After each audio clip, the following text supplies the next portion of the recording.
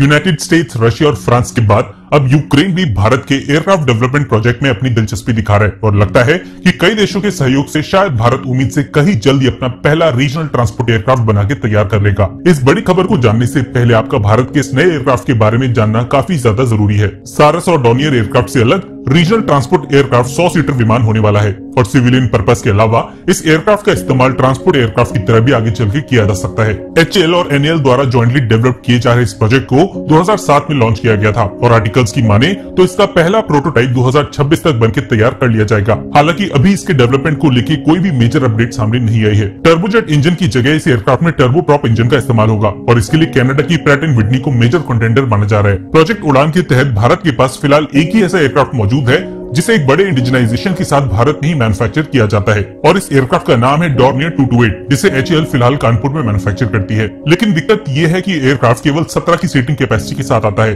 और भारत को एक बड़े एयरक्राफ्ट की जरूरत है। Fly by wire control system के साथ डेवलप किए जा रहे इस नए एयरक्राफ्ट में कंपोजिट फ्रेम का इस्तेमाल किया जा सकता है और हाल ही में इस एयरक्राफ्ट के स्केल मॉडल को 2023 के एरो इंडिया शो में प्रदर्शित भी किया गया था और इसी शो के दौरान यूक्रेन की एंटोनोव और NAL के बीच इस एयरक्राफ्ट को लेकर एक टेक्निकल कोलैबोरेशन एग्रीमेंट साइन किया गया, जिसके अंतर्गत एंटोनोव इस एयरक्राफ्ट को डेवलप करने में CSIR NAL को पूरी सहायता करेगी। ये खबर चौंकाने वाली इसलिए भी है क्योंकि भारत द्वारा रशिया के अगेंस्ट वोट न करने की वजह से यूक्रेन भारत से नाराज है, लेकिन ये भी सच है कि भारत के तेजी से बढ़ रहे एविएशन सेक्टर से यूक्रेन बाहर भी नहीं रहना चाहता। अच्छी बात यह है कि इस एयरक्राफ्ट को भारत में मैन्युफैक्चर करने का अच्छा खासा एक्सपीरियंस HAL और भारत की प्राइवेट कंपनीज के पास मौजूद है। हालांकि इंजन टेक्नोलॉजी को लेकर भारत को अभी भी उभरने में काफी सालों का वक्त लग सकता है। भारत एंटोनोव द्वारा प्रोड्यूस AN-32 का एक काफी बड़ा कस्टमर है और खरीदे गए 125 AN-32 में से करीबन 100 एयरक्राफ्ट अभी भी भारतीय सेनाओं में अपनी सर्विसेज दे रहे हैं। दिक्कत यह है कि एंटोनोव एयरक्राफ्ट की मैन्युफैक्चरिंग से ज्यादा इनकी सर्विस से अपना रेवेन्यू जनरेट करती है। 2015 के बाद सीधे 2019 में एंटोनोव ने पेरू के लिए पहला एयरक्राफ्ट मैन्युफैक्चर किया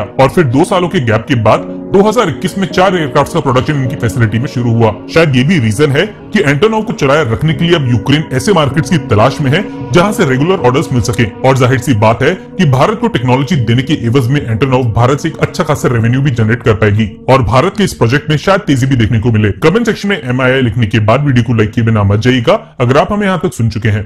धन्यवाद। जय हिंद।